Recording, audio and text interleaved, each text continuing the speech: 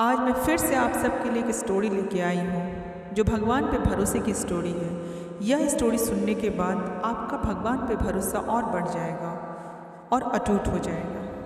जाड़े का दिन था और शाम हो गई थी। आसमान में बादल छाए थे। एक नीम के पेड़ पे बहुत से कौए बैठे थे। वह सब बार बार काँव काँव कर रहे थे और एक दूसरे से झगड़ भी रहे थे।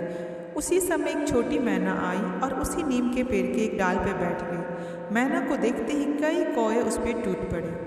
बेचारी मैना ने कहा, बादल बहुत है इसलिए आज जल्दी अंधेरा हो गया है। मैं अपना घोंसला भूल गई हूँ, मुझे आज रात यहीं बैठने दो। कौवा ने कहा, नहीं, यह पेड़ हमारा है, तुम यहाँ से भाग जाओ। मैना बोली, पेड़ तो सब भगवान के हैं। इस सर्दी में यदि वर्षा हुई, ओले पड़े तो भगवान ही हम लोगों के प्राण बचा सकते हैं। मैं बहुत छोटी हूँ, मैं तुम्हारी बहन के जैसी हूँ, मुझ पर तुम लोग दया करो और मुझे यहाँ बैठने दो। कौवा ने कहा, तुम हमारी बहन नहीं हो और मुझे बहन नहीं चाहिए। तुम बहुत भगवान भगवान करती हो तो भगवान के भरोसे यहाँ से चली जाओ।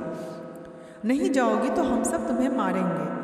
और कौवे तो झगड़ालू होते ही हैं, तो फिर किसी दूसरी चिड़िया को वो अपने पेड़ पे कैसे बैठने दे सकते हैं। कौवे को काँव काँव करके अपनी ओर झपटते देखकर बेचारी मैना वहाँ से उड़ गई और थोड़ी दूर जाकर एक आम के पेड़ पे बैठ गई। रात को आंधी आई, बादल गरज रहे थे और बड़े बड़े ओले पड़ने लगे। कौवे काँव काँव करके चिल्लाए, इधर उधर थोड़े बहुत उड़े, परंतु ओलों की मार से सब के सब घायल होकर जमीन पे गिर पड़े। बहुत से कौवे मर गए।